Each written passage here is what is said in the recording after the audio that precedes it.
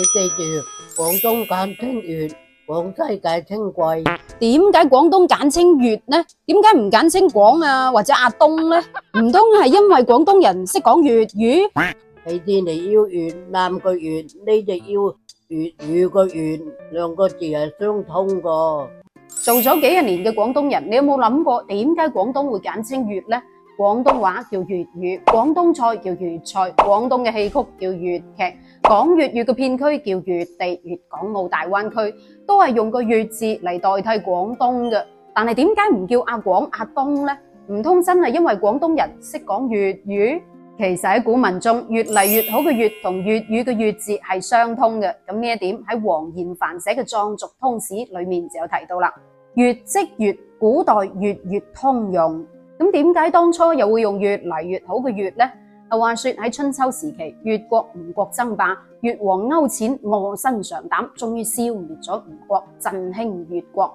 當時候鼎盛時期嘅越國疆域包括東歐，即係依家嘅浙江；閩越即係福建；洛越即係依家廣西西部，以及越南嘅北部。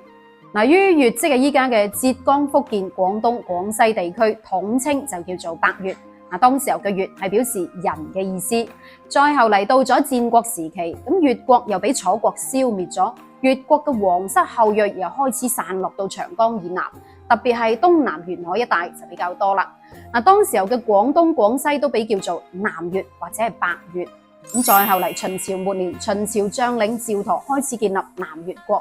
隋唐之後，呢個越字嘅意義同範圍就縮窄咗咯。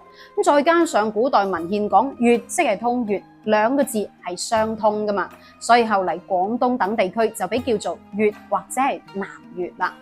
喺清朝嘅時候，兩廣都仲係叫兩粵嘅。咁直到清朝滅亡，先至用呢個粵語嘅粵字嚟專指廣東省。當然啦，呢一個亦都係避免重名同當時候嘅吳越，即係江浙一帶嘅粵字撈亂。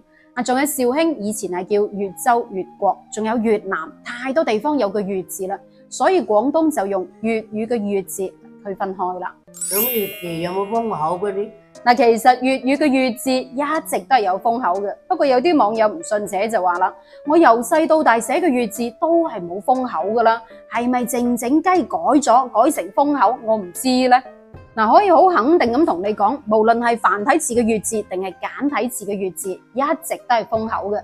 繁體字嘅粵字入邊係個變字同個彩字生得好似，而簡體字嘅粵字裏面就係個米字，簡繁都係封口嘅。咁至於呢個字嘅意思係表示魚米之鄉嘅意思。咁如果按照廣東人習俗嘅講法，就係封口不漏財。如果唔封口，啲米就會跌落嚟嘅啦，所以要封住佢。但係點解好多人嘅印象裏面覺得粵字係唔封口嘅呢？呢一個就同書法嘅寫法有關啦。喺書法入邊，粵字俾創造出好多種寫法，有人將下邊寫成個虧字，有人將下邊寫成個於字。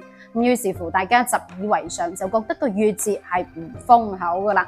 但係書法還書法，按照規範嘅寫法，都係要封口嘅。咁點解廣西又會簡稱貴，唔係簡稱西啊？因為貴字多，肉貴多。未去過廣西都應該知道廣西簡稱貴，咁之所以叫做貴，呢一個就要從秦始皇開始講起。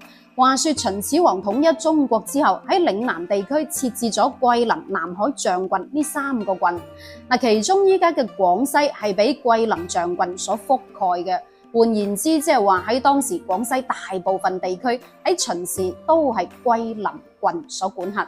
注意啦，係桂林郡，唔係桂林啊。桂林郡係包括粵西、桂東、桂中一帶嘅。當時候桂林郡嘅治所喺依家廣西桂平西南。咁桂林郡因為桂樹多而得名，所以漸漸個桂字就演變成為廣西嘅代稱啦。咁另一個講法係同傳說有關。話說古時候有位仙女飛過廣西，俾廣西嘅山清水秀所吸引，所以就審咗8粒桂子落嚟。咁自此之後，廣西就桂樹成林，被稱為八桂，後嚟就簡稱為桂啦。仲有人認為廣西自古以嚟係盛產桂樹，因為桂樹喺古代係好出名嘅。咁亦都有人話呢個桂其實唔係指桂樹，唔係桂花，而係玉桂，因為當時候廣西盛產玉桂。不過可以肯定嘅就係廣西嘅簡稱同首府南寧係冇關嘅，雍係南寧嘅簡稱，咁廣西嘅簡稱貴係同當時候嘅區域劃分同埋自然環境有關，所以以後去到廣西嘅話，人哋問你點解廣西簡稱貴，你就要知道點解咯。嗱，各個省份都有佢嘅簡稱，呢一個亦都算係中華文化嘅一種傳承。每個省份簡稱嘅背後都蘊含住獨特嘅歷史文化，係咪？咁到最後又想問下大家啦，湖南、湖北嘅簡稱係乜嘢呢？知嘅話底下留言，我哋下期再見，拜拜。